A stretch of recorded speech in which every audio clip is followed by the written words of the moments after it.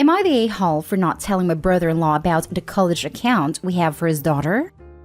My 40 female husband, Robert, 45 male, and I are child-free by choice.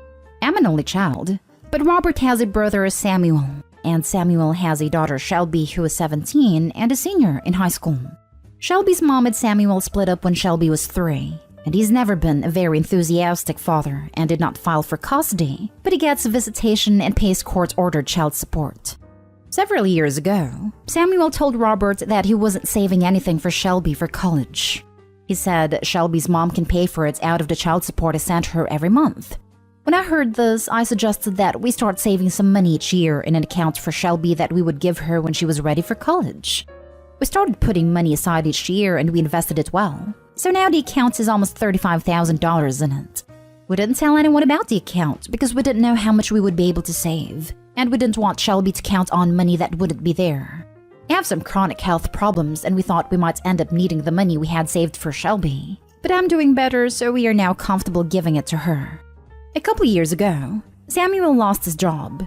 He looked for a new one but didn't seem to be looking very hard. Whenever Robert asked him about it, Samuel would say he would find something when he really needed to, but that he was enjoying having some time off. We assumed he was living off his savings. He got a new job about a year later and has been working that job since. Last month, Shelby started looking into colleges, so we decided we should tell her about the account because knowing the money was available might influence her decisions about where to apply. Shelby was very excited, but Samuel hit the roof. He called Robert and screamed at him about how he could really have used that money to pay his child support while he was unemployed. Then Robert's mom called and started screaming too. Apparently, Robert's parents were actually making Samuel's child support payments while Samuel was unemployed, even though they were retired and on a fixed income. Nobody ever told us that, and Samuel never asked us for a loan or anything, and he seemed really nonchalant about not having a job. Now Robert feels terrible because his parents spent a bunch of money on Samuel while he had $30,000 in a savings account. He says we should have told them about the account and offered to help Samuel out. I pointed out that we didn't know for sure that we wouldn't need the money until recently, and that Samuel could have gotten a job to make ends meet rather than taking money from his parents. Am I the a-hole? Now for the top comments. Not the a-hole. That money is for college, not child support. I'm shocked how everyone is giving the brother-in-law a pass for being a deadbeat dad, and nobody's praising you for giving the poor child an opportunity for a better future. Yeah, and his parents paying it too. While he was enjoying having some time off. If Opie had shared that they had this money and shared the money, then his brother would have just taken longer to find a job because he wouldn't have felt he really needed it. You know what that waste of space would have done? Still take money from his parents and squander that poor child's college fund. Not today, home. You and your husband are not responsible for his brother. It is not your husband's fault his parents were covering child support payments. They should be mad at your brother-in-law because he was so nonchalant about not having a job. It is unfortunate for them, but not in a way you and your husband's fault.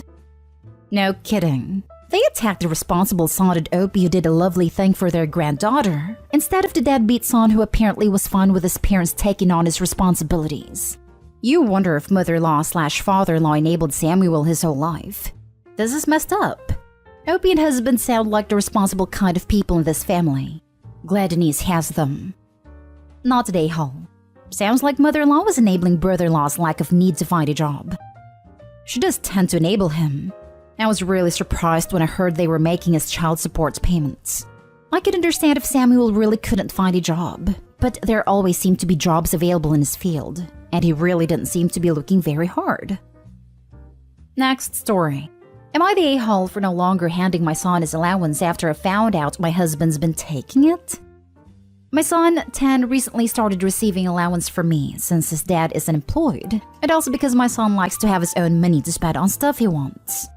The problem is that I discovered by accident that my husband has been taking the money from our son to buy his own stuff, like cigarettes or a drink. He'd approach our son whenever he has money and tell him he'll buy him what he wants, but ends up spending the money on something else. Something for him, not our son. Our son obviously cannot drive by himself and buy his own stuff, so my husband offers to buy stuff for him using, of course, his allowance. I'm a nurse working long shifts most of the time, so I'm not always home. Every time our son wants something, my husband would be like, "Hey bud, you want a few bags of Doritos for you and the other kids? I'll stop by supermarkets and get them for you then." That would be X amount. Then our son gives him the money but never receives his Doritos. Rinse and repeat. This went on for 2 months until my son told me. Turns out my husband asked not to tell mommy because she'd get mad at him and he'll be in trouble, and promised to get him his stuff, but he never does. I had a big fight with my husband about it, but he said it wasn't a big deal since he always ends up getting our son the stuff he wants 99% of the time. He told me to consider this as gas money since he drives a number of kilometers to the supermarket to buy what our son wants. I shamed him for taking advantage of our son and taking the money that was meant for him, and said he was acting like a thief, but worse when stealing from his own son. And then said I wouldn't be handing our son any allowance anymore. And my husband said I was overreacting and punishing our son for no reason. I said I'll handle our son's needs from now on, but he argued that I can't when I'm busy working all the time. I said it was none of his business and walked out the room. He kept nagging me saying my son will resent me if I stop handing him money, but I refused to engage any further in the argument and guilt tripping. He keeps calling me heartless and financially controlling to take away the allowance. Am I the a-hole? Not the a-hole, and I think your problem is way deeper than the allowance issue. What your husband is doing is a real breach of trust. The father's literally stealing from his own son to buy cigarettes. My blood pressure would be through the roof. Not just stealing, but asking his son to keep secrets from his mother. That's not good or safe. What happens if another adult does something and tells the kid to keep it a secret? He'll think it's normal since his dad does the same thing. I have had the good secret, bad secret talk with all of my kids as soon as I think they're old enough. Super important for them to understand. But to have a parent breach trust like this is just terrible. This is very concerning behavior. He's stealing from your son, having your son lie to you, and now he's harassing and trying to manipulate you. I understand that this post is just a snapshot of your relationship, but is this honestly the marriage you want? Is this the role model you want for your son? Info. Why are you still with your husband when he's clearly taking advantage of your 10-year-old son? Why did she even get with him in the first place? He's nothing but a leech. I thought the title said X. When I got to the end of the post and realized this was a current husband, I was floored. My comment was literally going to be, "I see why you divorced him." Next story. Am I the a-hole who got mad at my wife for eating all the food I had prepared? I and my wife have been married for 5 years, and she's now 3 months pregnant. My mom is diabetic, has high blood pressure, and has poor memory, so she has been staying with me and my wife for the past 2 years, as nursing homes are extremely expensive where I live. I usually do all the cooking at home, and we have one of those stovetop controllers that are password operated to ensure safety, in case my mom goes into the kitchen when I'm not at home. I also give my mom all her meds, as she's prone to forgetting whether she's taken meds or not. As usual, I prepared breakfast for the 3 of us, kept my mom's meds on her bedside table, and left for work. I got a call around 4 hours into my shoddy, saying my mom was in the emergency ward because she passed out from only having her meds and not her food. I rushed to the hospital and found my wife sitting in the emergency ward. When I asked her why my mom didn't eat despite me having cooked, she said that she, my wife, had eaten all the food because she was extra hungry. On top of all this, my wife gave my mom her diabetic meds thinking that she hadn't had them yet. I tried to keep calm, but seeing my mom like that made my blood boil, and I told my wife to just go home. She tried talking to me, but I told her not to test me and that I don't know how much longer I'll stay calm. I made her leave the hospital. She's been texting and calling me, but I haven't replied to her yet. My mom is conscious now, but the doctor said she's still disoriented, doesn't remember much, due to overdose of diabetic meds. She'll have to stay at the hospital for a few more days. Am I the a-hole?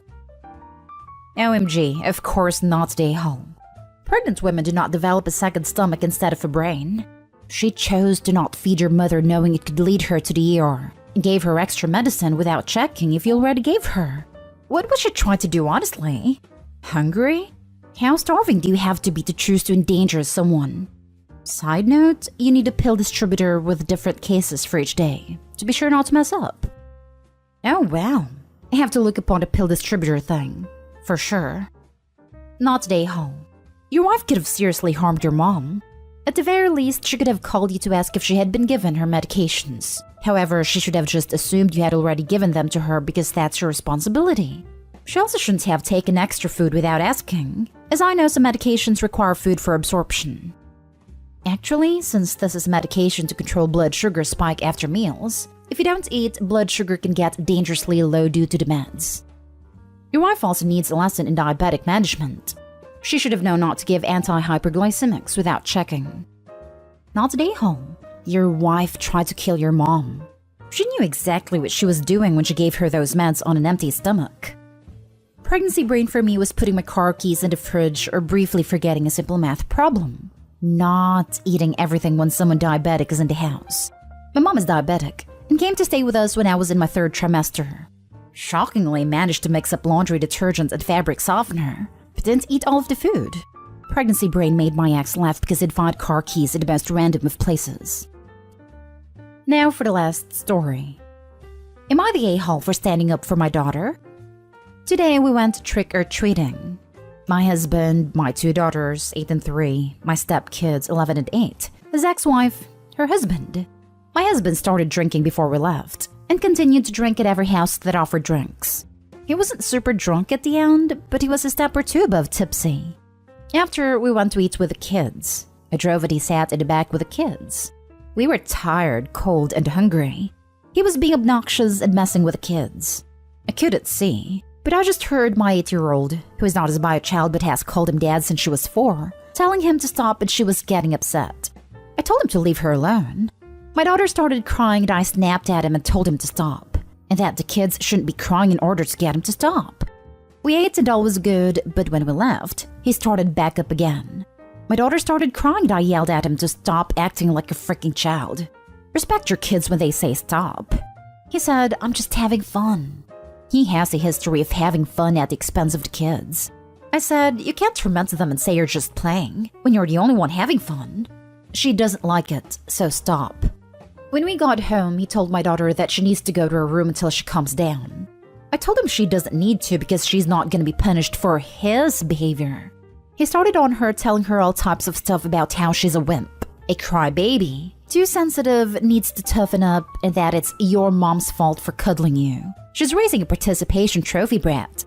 He was telling her he's trying to teach her to be tough, and she defended herself and yelled, You're not teaching me anything. You're just tormenting me and trying to make me feel like being sensitive is bad. I stood up for my daughter. I told him he was out of line and he was not going to name-call my child. He tried to tell her it was her fault that we were arguing, and I told him it was his fault. We've been discussing him adopting her, and in the privacy of our bedroom, I told him he was not adopting her because of his behavior, and went to the living room and said, I'm never adopting you because you're a wimp. Daughter went to her room crying and I went to go to comfort her. I came in and gave a half-baked apology with excuses, blamed me for arguing with someone who is drinking, and thinks I'm wrong for not having his back from the start. My stepkids told him he was wrong. Then he gave a better apology, but it feels too late. He says he doesn't know how to play with her because she doesn't like his ribbing and always cries. I told him he has had 5 years to figure out how to bond in a way that she likes, and he's selfish for thinking that it's his way or no way. My daughter is still hurt. I'm still hurt. My stepkids are hurt, and he still thinks if I would have just told her to stop being a baby, it would have never gotten this far. He thinks I'm the a-hole, not him. Now for the top comments before reading the little update. Why are you with this monster? He is abusive as heck. He should never be alone with your children ever. You need to look out for the best interest of your children. Take your kids and go. You are not wrong for defending your child. You are the a-hole for putting her in this position with your life choices that directly involve the mistreatment of your children. She says he's had 5 years to bond with her daughter, which means Opie has had those same 5 years to realize what a complete jerk he is to her daughter and is still keeping him around. Sounds like he's been like this for 5 years, and Opie just assumes he's going to change. Opie, you're the a-hole. Your daughter needs out from this situation right now. It's long past due. Everyone sucks here, and I'm not quite sure why people are cuddling you with NTAs and NAHs. So this is it? This is the grand consequence to that crap trophy night? He was heavily drinking when he was on an activity with his children. He was repeatedly antagonizing your child to the point of tears even after being told off, and tried to punish her for the reaction to his harassment. After he was told off by you, he sought your daughter out for the express purpose of verbally and psychologically mistreating her with insults and name-calling. And when told he wouldn't get to adopt her because of behavior like this, he sought her out again to emotionally mistreat her some more. And not only are you telling us that this is just the worst instance of years of him amusing himself by mistreating the children, he is still doubling down on blaming and name-calling your daughter now he's sober again. And your response is running to Reddit to ask a bunch of strangers if you're an a-hole because you dared to defend her while this was going on? AKA the barest minimum one would expect of a mother. Shove your butt off of Reddit and start drawing hard lines. That guy needs to see a therapist. Your daughter too, if that's how he treats her. Because that's hardcore awful what he's doing. He needs to work through his behavior, which is horrible and not a dad persona, and change his acts real quick under guidance, or you need to remove your children from his influence. Him getting to stay in their life as their in-house tormentor and mistreat them some more but without being their adoptive father is not an acceptable deterrent or consequence. He can make active, measurable steps to change, or he can be removed from the equation. Now for the little update. I've read every single comment on this post and every DM. As I said, this was an eye-opening moment for me. I sent this post to my husband with the hope that it will open his eyes to see that it's time to break the cycle of awful behavior with professional help. I can't fix him. Otherwise, yes, this will be a deal breaker, and this will be the hill for my marriage to die on. I'm sorry I'm not understanding where everyone is getting the idea that he's treated her this way for 5 years. He's been in her life for 5 years. This is the first time anything like this has ever happened. He can be irritating and obnoxious. I'd have had to remind him when to back off with the teasing of all 4 kids and he's backed off. That's as far as the history goes. But the damaging things he said last night is not the norm in our home. This is not me defending him. This is me saying no, I've not sat back for 5 years while my daughter is verbally and emotionally mistreated. He's normally a loving dad and our kids adore him, but the incident last night was the first of its kind, and it was one too many.